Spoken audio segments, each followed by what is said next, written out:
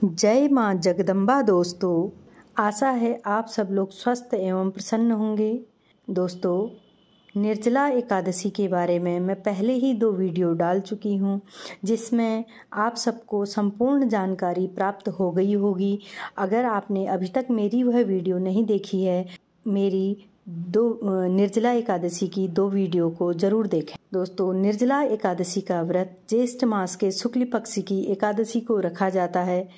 आमतौर पर निर्जला एकादशी का व्रत मई या जून महीने में रखा जाता है। जो ज्येष्ठ मास है, मई मध्य से जून मध्य तक यह मास पड़ता है। निर्जला एकादशी का व्रत गंगा दशहरा के अगले दिन रखा जाता है। इस साल गंगा दशहरा 30 मई 2023 मंगलवार को है, जबकि निर्जला एकादशी का व्रत 31 मई बुधवार को रखा जाएगा। दोस्तों, आज मैं आपको इस वीडियो में निर्जला एकादशी की कथा सुनाने जा रही हूँ। उम्मीद है आप सबको सुनकर बहुत अधिक प्रसन्नता होगी तथा भगवान विष्णु का आशीर्वाद आप सब पर भी बना रहेगा। दोस्तों, निर्जला एकादशी व्रत की कथा इस प्रकार है। भीमसेन व्यास जी से कहने लगे कि हे पितामह, भ्राता युधिष्ठिर, माता कुंती, द्रौपदी, अर्जुन, नकुल और सहदेव आदि सब एकादशी का व्रत करने को कहते हैं, परंतु महाराज, मैं उनसे कहता हूँ कि भाई, मैं भगवान की शक्ति पूजा आदि तो कर सकता हूँ, दान भी दे सकता हूँ, परंतु भोजन के बिना नहीं रह सकता। इस पर व्यास जी कहने लगे कि हे भीमसेन, यदि तुम नरक को बुरा और स्वर्ग को अच्छा समझते हो तो प्रति मास की दोनों एकादशियों को अन्न मत खाया करो। भीम कहने लगे कि हे पितामह, मैं तो पहले ही कह चुका हूँ कि मैं भूख सहन नहीं कर सकता। यदि वर्ष भर में कोई एक ही व्रत हो तो वह मैं रख सकता हूँ, क्योंकि मेरे पेट में वृक नाम वाली अग्नि है, सो मैं भोजन किए बिना नहीं रह सकता। भोजन करने से वह शांत रहती है, इसीलिए पूरा उपवास तो क्या, एक समय भी बिना भोजन किए रहना कठिन है। अतः आप मुझे कोई ऐसा व्रत बताइए जो वर्ष में केवल एक ही बार करना पड़े और मुझे स्वर्ग की प्राप्ति हो जाए। श्री व्यास जी कहने लगे कि हे पुत्र, बड़े बड़े ऋषियों ने बहुत शास्त्र आदि बनाए हैं, जिनसे बिना धन के थोड़े परिश्रम से ही स्वर्ग की प्राप्ति हो सकती है। इसी प्रकार शास्त्रों में दोनों पक्षों की एकादशी का व्रत मुक्ति के लिए रखा जाता है। व्यास जी के वचन सुनकर भीमसेन नरक में जाने के नाम से भयभीत हो गए और कांप कर कहने लगे कि अब क्या करूं? मास में 2 व्रत तो मैं कर नहीं सकता। हाँ, वर्ष में एक व्रत करने का प्रयत्न अवश्य कर सकता हूँ। अतः वर्ष में एक दिन व्रत करने से यदि मेरी मुक्ति हो जाए तो ऐसा कोई व्रत बताइए। यह सुनकर व्यास जी कहने लगे कि वृषभ और मिथुन की संक्रांति के बीच ज्येष्ठ मास के शुक्ल पक्ष की जो एकादशी आती है, उसका नाम निर्जला है। तुम उस एकादशी का व्रत करो। इस एकादशी के व्रत में स्नान और आचमन के सिवा जल वर्जित है। आचमन में 6 मासे से अधिक जल नहीं होना चाहिए, अन्यथा वह मद्यपान के सदृश हो जाता है। इस दिन भोजन नहीं करना चाहिए, क्योंकि भोजन करने से व्रत नष्ट हो जाता है। यदि एकादशी को सूर्योदय से लेकर द्वादशी के सूर्योदय तक जल ग्रहण न करे तो उसे सारी एकादशियों के व्रत का फल प्राप्त होता है।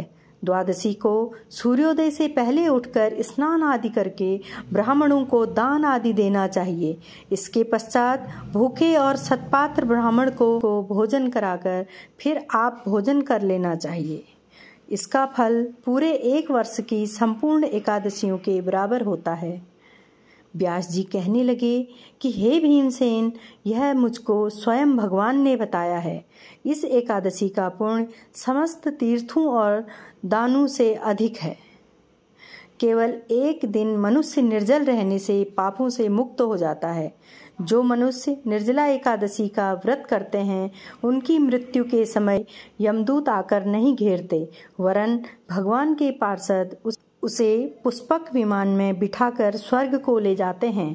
अतः संसार में सबसे श्रेष्ठ निर्जला एकादशी का व्रत है, इसीलिए यत्न के साथ इस व्रत को करना चाहिए। उस दिन ओम नमो भगवते वासुदेवाय नमः मंत्र का उच्चारण करना चाहिए और गोदान करना चाहिए। इस प्रकार व्यास जी की आज्ञानुसार भीमसेन ने इस व्रत को किया, इसीलिए इस एकादशी को भीमसेनी या पांडव एकादशी भी कहते हैं।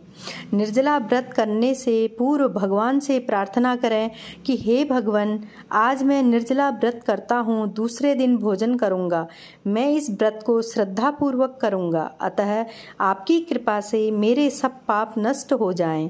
इस दिन जल से भरा हुआ एक घड़ा वस्त्र से ढककर स्वर्ण सहित दान करना चाहिए। जो मनुष्य इस व्रत को करते हैं उनको करोड़ पल सोने के दान का फल मिलता है, और जो इस दिन यज्ञादिक करते हैं उनका फल तो वर्णन ही नहीं किया जा सकता। इस एकादशी के व्रत से मनुष्य विष्णु लोक को प्राप्त होता है। जो मनुष्य इस दिन अन्न खाते हैं वे चांडाल के समान हैं, वे अंत में नरक में जाते हैं। जिसने निर्जला एकादशी का व्रत किया है वह चाहे ब्रह्म हत्यारा हो, मद्यपान करता हो, चोरी की हो या गुरु के साथ द्वेष किया हो, मगर इस व्रत के प्रभाव से स्वर्ग जाता है।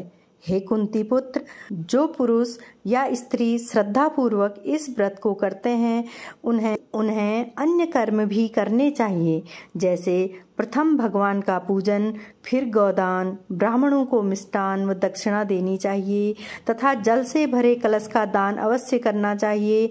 निर्जला के दिन अन्न, वस्त्र, उपाहन अर्थात जूती आदि का दान भी करना चाहिए। जो मनुष्य भक्तिपूर्वक इस कथा को पढ़ते हैं या सुनते हैं उन्हें निश्चय ही स्वर्ग की प्राप्ति होती है। ओम नमो भगवते वासुदेवाय नमः। आशा है आप सबको कथा सुनकर अत्यधिक प्रसन्नता होगी। आप निर्जला एकादशी के दिन कथा पढ़ें तथा कथा सुनें। कथा पढ़ने से भी, अगर आप कथा पढ़ते हैं तो उससे भी आपको पुण्य फल मिलता है, परंतु यदि आप कथा सुनते हैं उससे भी आपको पुण्य फल ही प्राप्त होता है। पढ़ने और सुनने दोनों से आपको पुण्य फल की प्राप्ति होती है। दोस्तों, उम्मीद है आपको कथा सुनकर बहुत अच्छा लगा होगा। भगवान विष्णु की कृपा सबके परिवार पर बनी रहे, इसी कामना के साथ मैं अपना यह वीडियो यहीं पर संपन्न कर रही हूँ। दोस्तों, कुछ भी अच्छा लगे तो प्लीज़ लाइक, शेयर और सब्सक्राइब करना ना भूलें। धन्यवाद दोस्तों।